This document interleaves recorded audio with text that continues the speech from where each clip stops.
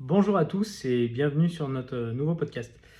Alors cette fois-ci, nous avons décidé de faire un petit peu différemment. Plutôt que de faire l'interview d'un entrepreneur, nous avons décidé de profiter de l'actualité et du moins de mon actualité pour vous parler un petit peu de quelque chose qui me fait kiffer. Voilà, actuellement je suis en vacances à Dubaï, donc c'est la deuxième fois que je viens à Dubaï. La première fois c'était en janvier 2021, donc janvier 2021 on avait les éléments qu'on a tous connus qui s'appellent le Covid. Donc on était tous bloqués à la maison sans pouvoir rien faire. Et en fait, pour la première fois, on a décidé de venir à Dubaï et on a passé une super semaine. On est arrivé, donc on est parti de France, il faisait froid, ça caillait. On est arrivé à Dubaï, il faisait 25 degrés, tout était ouvert alors que nous on était en pleine pandémie, masque obligatoire, les restaurants fermés. Enfin bref, je vous passe l'histoire. Mais voilà, ça nous a permis de découvrir cette ville. Alors on est venu 7 jours, on n'a vraiment pas eu le temps de tout faire. Et là du coup on s'est dit pourquoi pas revenir. Donc en France on sort des fêtes, c'est le début d'année, donc on s'est dit c'était la meilleure période pour revenir. On part du froid, on retrouve le chaud. Ça fait, là pour tout vous dire, on est au milieu de ma semaine de vacances, ça fait donc 3 jours que je suis à Dubaï. Et je suis en short t-shirt tous les jours, donc c'est plutôt agréable. C'est plutôt agréable. Donc voilà, j'avais envie de vous parler un petit peu de la ville. Alors bien sûr, on va l'aborder, la ville en général, et après je vais vous faire une petite présentation de la ville d'un point de vue entrepreneur, surtout immobilier, parce que pour l'instant, des entrepreneurs, on en a rencontré un petit peu, mais on va surtout en rencontrer vendredi. Donc ça va nous permettre vraiment de pouvoir échanger là-dessus sur des gens qui ont des entreprises ici, qui font de l'immobilier ici. Donc, je pense que ça va être super intéressant. Mais voilà, pour l'instant, vous allez plutôt avoir mon retour de la ville, et je vais vous parler un petit peu de tout ça. Donc, comme je le disais, et on en a discuté avec un chauffeur de bus, Dubaï, c'est une ville agréable à partir du mois de novembre jusqu'au mois de mars, octobre-novembre jusqu'en mars, parce que les températures sont quand même assez clémentes. Et du coup, c'est des températures que nous, on ne retrouve pas à ce moment-là en France. Donc ça, c'est plutôt cool. 25 degrés, c'est tous les jours. On n'a pas vu de pluie, on n'a pas vu un nuage. Ça, c'est plutôt pas mal. Et franchement, on est à l'hôtel, petit déj inclus. Le soir, on se fait un petit resto. Le midi, on mange dans un petit resto en fonction de où on va. Ça fait vraiment des vacances, on sort vraiment du quotidien. Et puis, c'est une ville où il y a quand même pas mal de choses à faire. Donc, c'est plutôt intéressant. Par exemple, on a fait une grosse sortie en vélo pour se promener. Et on a été jusqu'à la marina en vélo. C'était plutôt pas mal. Hier, on a fait un petit safari dans le désert. Donc voilà, ça permet vraiment de tout faire. Lundi, on s'est promené, on a été à la Burj Khalifa, Dubai Mall. On a également fait un petit tour jusqu'au musée du futur. Donc c'est super à voir. Enfin, franchement, c'est que ce soit si vous venez en couple, tout seul ou même avec des enfants, il y a tellement de choses à faire, tellement de choses à voir. C'est un peu la destination, the place to be. Ils essayent de penser à tout. C'est vachement orienté futur, je trouve. Tout est beau, tout est propre, tout est sécurisé. Enfin voilà.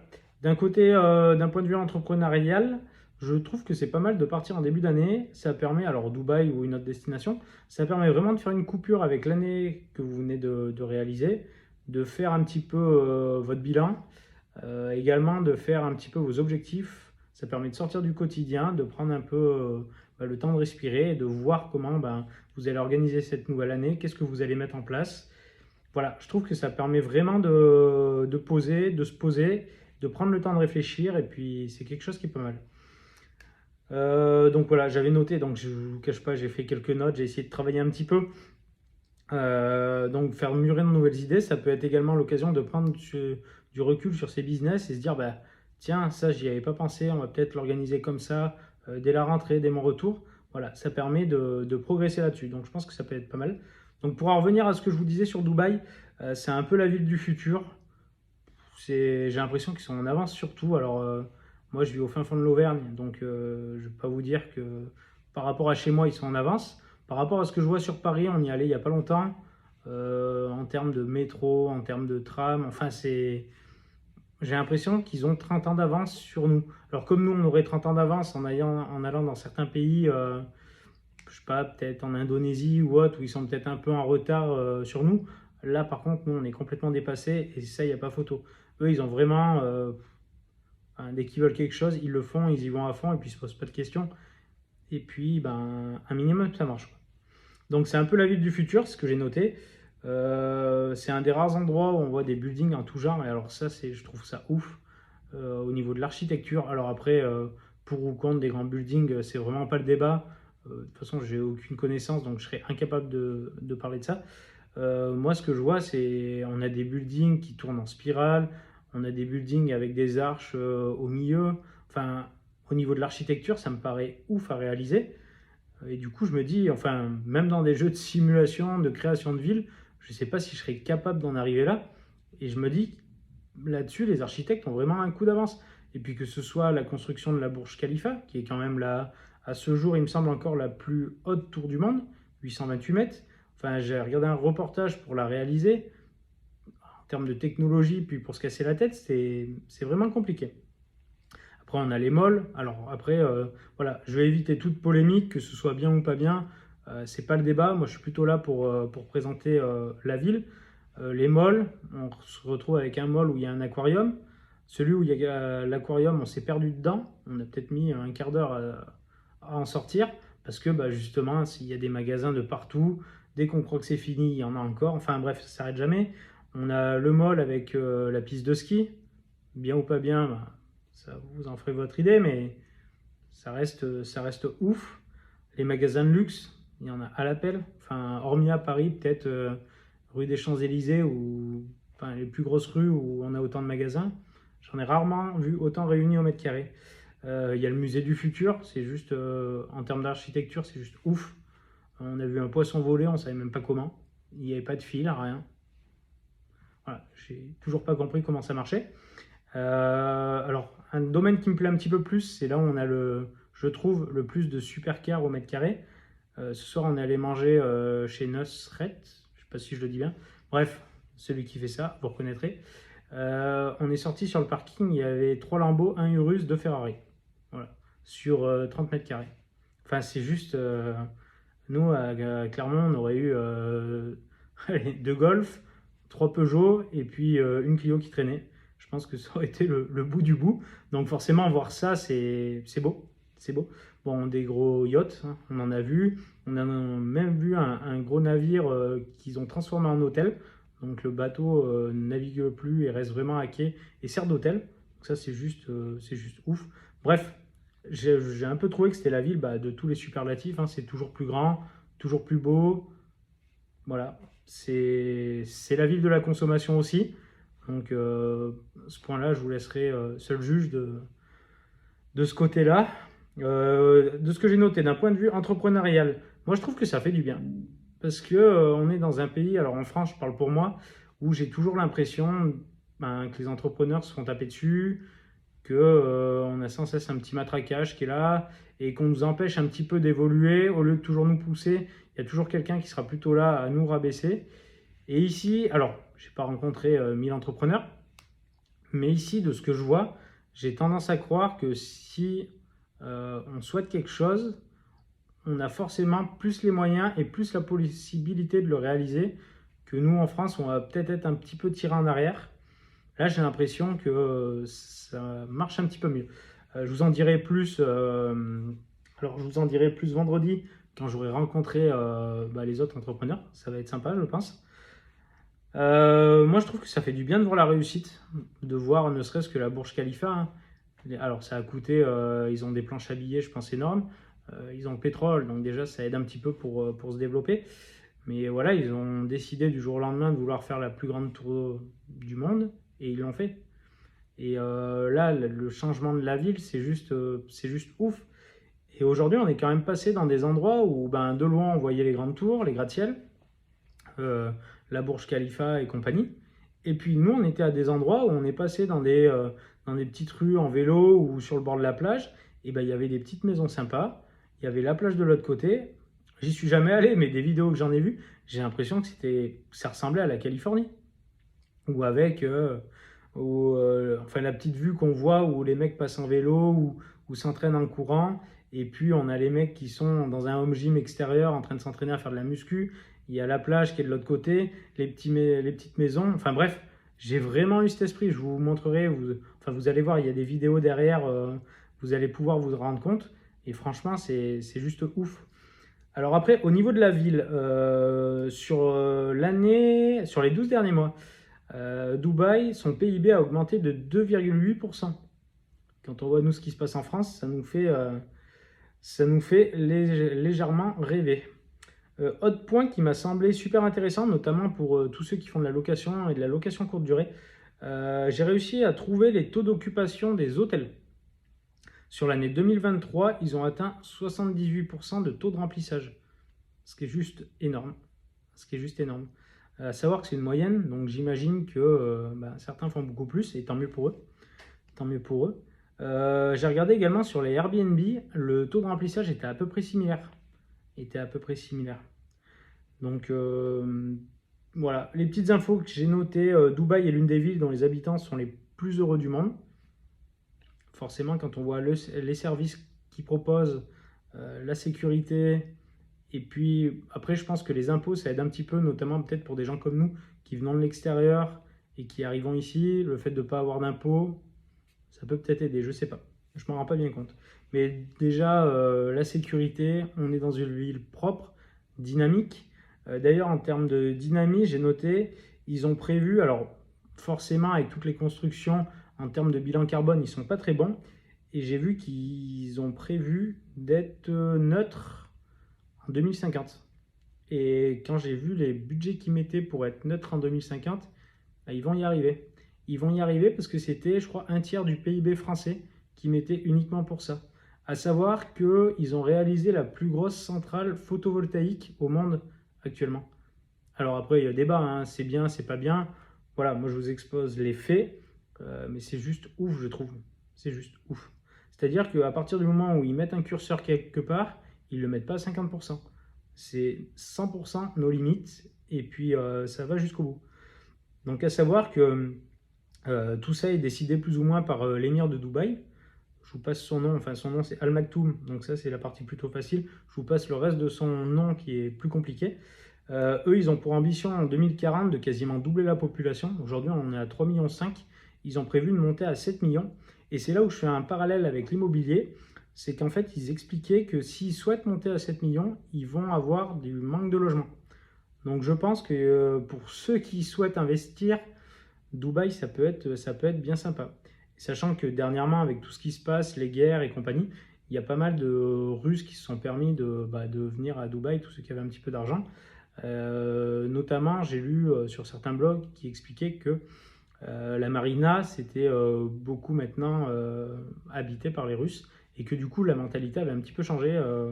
Donc voilà, il y a beaucoup de gens qui viennent ici. De ce que j'ai regardé, on a à peu près 30 000 Français qui sont ici déclarés au niveau de la ville de Dubaï. Donc voilà. Qu'est-ce que je peux vous dire de plus? Bon, je ne vous le cache pas, hein, pour la partie immobilière, pas de taxe foncière, pas d'impôt ni de taxe sur les revenus locatifs. Quand vous savez qu'en France, une taxe foncière, c'est à peu près un loyer, voire un loyer et demi. Plus après les impôts que vous devez payer dessus. Si demain vous n'en avez plus, la rentabilité de votre investissement change du tout au tout. Hein. Ça, de ce côté-là, il n'y a pas photo. Qu'est-ce que je peux vous dire d'autre? Donc oui, les logements, je vous l'ai dit, pénurie de logements à long terme. Donc à savoir qu'également que Dubaï attire à peu près plus de 15 millions de touristes chaque année. C'est juste énorme. Alors je sais, je connais pas les chiffres pour Paris, j'ai pas pensé à regarder, mais 15 millions, c'est énorme. C'est énorme. À savoir également, je pense que si demain vous voulez faire un investissement locatif, alors je pense à la courte durée parce que c'est un domaine que je maîtrise. La courte durée sur Dubaï, je pense que ça peut marcher. Vous aurez des touristes et en plus vous allez avoir des personnes qui souhaitent venir sur Dubaï pour travailler et qui au départ vont galérer à trouver un logement. Parce que de ce qu'on disait, pour trouver un travail, on en a un petit peu discuté avec le taxi tout à l'heure, et lui il nous disait que c'était pas simple forcément de trouver un travail, donc j'imagine que le logement derrière, vu les tarifs réalisés, ça peut être un petit peu compliqué. Donc je pense qu'il y a beaucoup de personnes qui se rapatrient, et je le vois notamment sur des groupes Facebook, les Français à Dubaï par exemple, ou autres, où des gens expliquent qu'en fait ils n'ont pas de logement. Donc leur seule solution, c'est de passer soit sur des Airbnb, soit sinon sur de la sous-location. Et je crois que la colocation est interdite à Dubaï. Il me semble qu'on n'a pas le droit de faire de colocation. À voir maintenant si c'est vraiment contrôlé ou pas. Mais voilà. Sinon, qu'est-ce que j'avais noté d'autre? Bougez pas, je vous regarde ça. Bon, la pénurie de logement, je vous en ai parlé. Donc oui, un marché immobilier en plein essor. Et alors pour ça, j'ai trouvé des stats super intéressantes. Alors attendez, je me remets dessus. Voilà. C'est au niveau des ventes de Dubaï sur décembre 2023. À savoir qu'il y a eu plus de 11 000 ventes de biens sur décembre 2023, ce qui correspond à 18% de plus par rapport à décembre 2022. Bon, la valeur totale des ventes, ça ne nous intéresse pas trop. À savoir si la valeur totale des ventes, ça fait plus 100% par rapport à décembre 2022. À savoir qu'en majorité, c'est des appartements qui se vendent et également des villas. Le taux de vente des villas, plus de 51%. Et d'ailleurs, ça c'est assez intéressant. Je fais le parallèle justement avec Green Bull qui achète des maisons et qui décide de les retaper. Ils appellent ça les Miami House. Eux, ils font plutôt sur le luxe. Et je pense que c'est ce qui se fait de plus en plus sur Dubaï. On a vu pas mal de maisons aujourd'hui en train d'être retapées. Et alors par contre, c'était Bagdad. C'est-à-dire qu'ils ouvrent tout, ils ne se posent pas de questions, changement de fenêtre, ils changent à peu près tout et ils repartent vraiment sur du neuf. Et notamment, si vous voulez regarder les Miami House de chez Green Bull, vous allez voir, c'est des beaux projets et ça marche pas mal du tout. À savoir à peu près, les tarifs moyens, tout a augmenté à la location. Sur les appartements, on est à plus 18% sur un an, les villas plus 23%. Donc je trouve que c'est assez encourageant. Et les quartiers qui fonctionnent le plus, où il y a eu le plus de ventes, on a Marina, Business Bay, Dubai Hills Estate, et après le dernier, je ne connais pas. Mais voilà, Marina, Business Bay, c'est pas étonnant. C'est pas étonnant. Qu'est-ce que j'avais noté d'autre comme article? Oui, j'ai trouvé un article sur les revenus Alors, ça c'est pareil, c'est des estimations, c'est un prix moyen par nuit, entre de la location classique et de la location courte durée.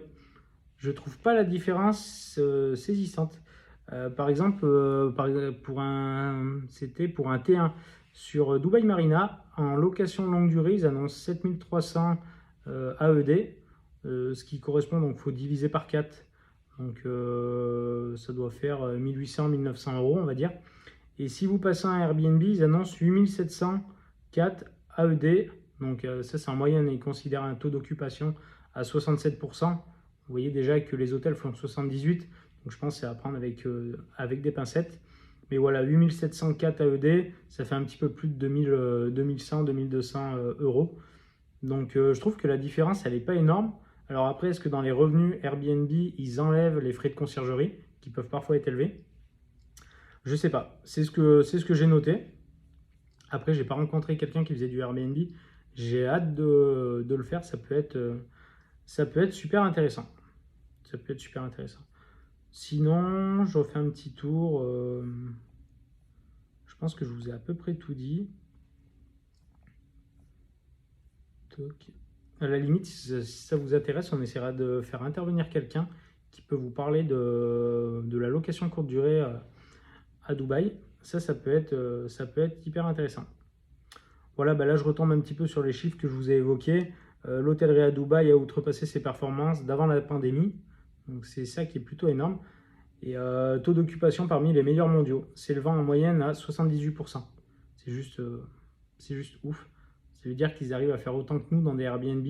Donc j'imagine que quelqu'un qui est doué pour faire du Airbnb à Dubaï et qui a un appartement au bon endroit et un petit peu sympa, il doit se faire des couilles en or, si je peux me permettre. Donc voilà. Bon, écoutez, j'espère que ça vous a intéressé. Je pense que je vous ferai une petite deuxième partie parce qu'on va passer une belle fin de semaine. Donc ce sera intéressant de vous montrer tout ça. Et puis ce que je fais, c'est que dans la foulée, je vous montre quelques petites photos, quelques petites vidéos. Comme ça va vous permettre de vous rendre compte de la semaine que j'ai passée. Enfin, des 3 premiers jours que j'ai passés. Écoutez, merci beaucoup en tout cas pour m'avoir écouté. Et puis je vous souhaite une belle semaine à tous. Bonne journée, au revoir.